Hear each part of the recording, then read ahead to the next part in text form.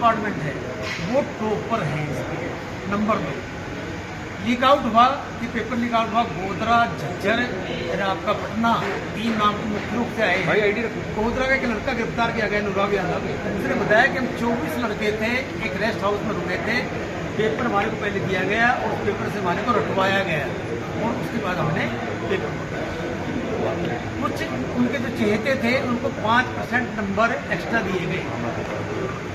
और जब ये बात उठाई गई कि इसके अंदर धांधली हुई है तो उन्होंने कहा कि जो 5% नंबर दिए हैं हम उसको वापस लेते हैं। बट बच्चे जो मेहनत करके तल्लीनता से शिद्दत से काम कर रहे थे उन्होंने इस बात को और उठाया और बात यहाँ तक पहुँची कि जो बच्चे एलिजिबल थे पास कर सकते थे, उनकी जो मार्कशीट थी उसको तोड़ फाड़ दिया गया और 1600 1567 ऐसे बच्चे जिनको नंबर देकर आगे लाने का प्रयत्न किया।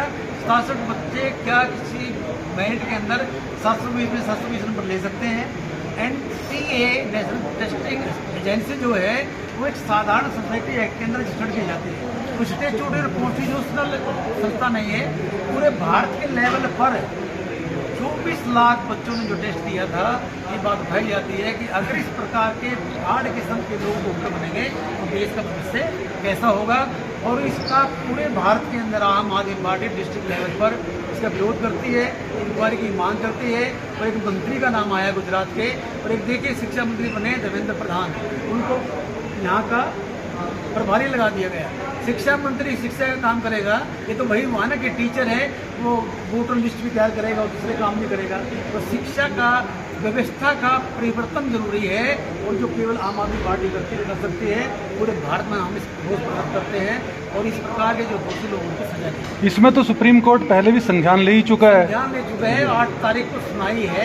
But in spite of that 7 high court, 8 high court और 1 सुप्रीम कोर्ट सबकी सुनवाई इकट्ठी 8 तारीख को होगी। परंतु सुनवाई का NTA को जो पेपर को दिया गया है वार्निंग कि आप पूरी तैयारी करके आए, NTA का कोई स्टाफ नहीं है।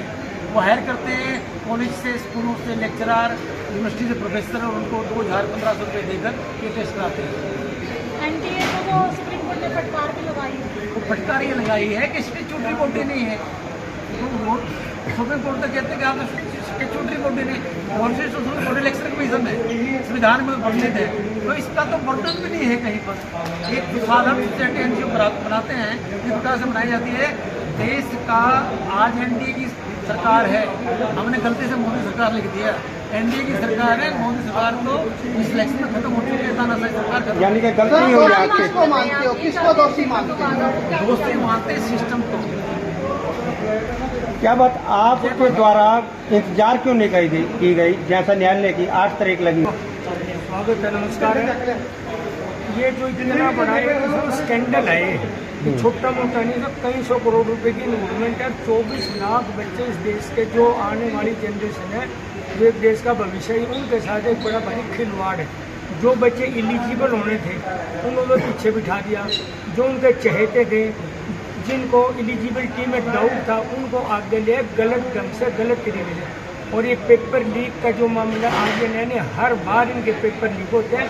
ये पेपर लीक के ऊपर हमारे आज आम आदमी पार्टी का मेन प्रदर्शन यही है।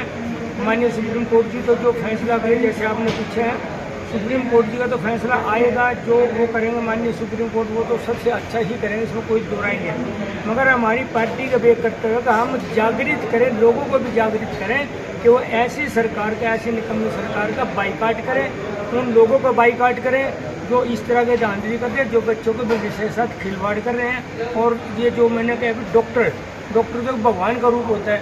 अगर भगवान का रूप कोई अगर हमने ढीला डाले उसमें कर दिया, एक व्यक्ति के मरीज के साथ अगर क्या करेगा क्या नहीं करेगा, इन सब को ठीक करने के लिए, सरकार को चेताने के लिए, आगे से ऐसी इस तरह की धांधली ना हो, इस बात के लिए हम उनको चेताने के लिए, जगाने के लिए आम आदमी पार्टी का प्रदर्शन है, विरोध प्रदर्शन है, विरोध कर रहे हैं कि इस तरह की जो धांधली हुई है आगे से नहीं होनी चाहिए। क्या आम आदमी पार्टी चाहती है कि दोबारा पेपर हो? सवाल यह था कि क्या न्यायालय पर आपको भरोसा नहीं है? मैंने कहा न्यायालय को पर हमें पूर्ण रूप से भरोसा है। मगर न्यायालय से पहले एक हमारी पार्टी एक राजनीतिक में भी एक हमारा फर्ज बनता है कि हम इसमें लोगों में जागृति लाएं, उनको जगाएं कि जो इस तरह की धांधली हो रही है उन लोगों का हम खिलवाड़, उन लोगों को हम खिलाफत करें, उनका विरोध करें।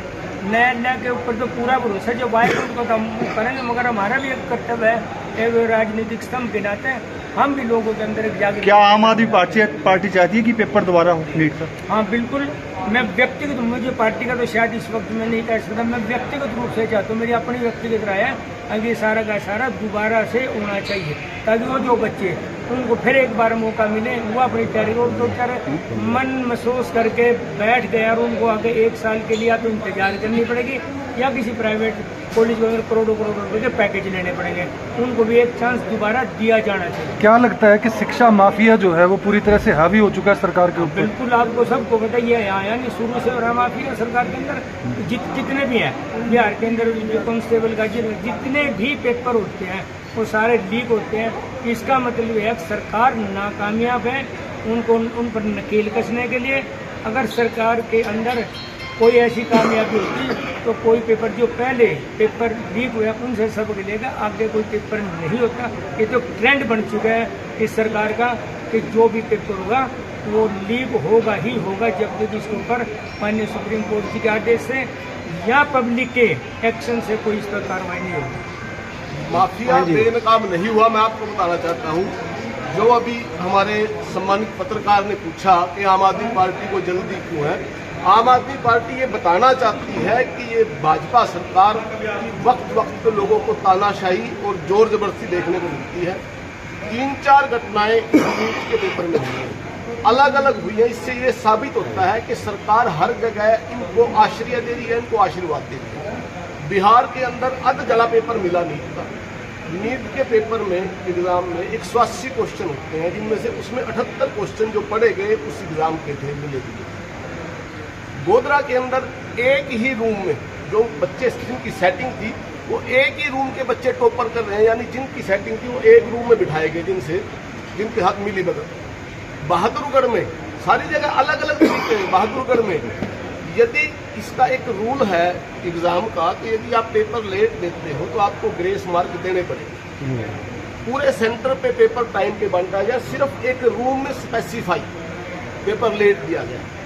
जिन बच्चों की सेटिंग थी, जिन बच्चों के साथ तालमेल था, उनको पेपर जानबूझ के लेट दिया गया ताकि वो कहें कि यहाँ से किसी कारण से हम पेपर लेट दे रहे हैं। आपके कहने का तात्पर्य यह है कि ग्रेस मार्क देने के लिए पेपर लेट दिया गया हुआ।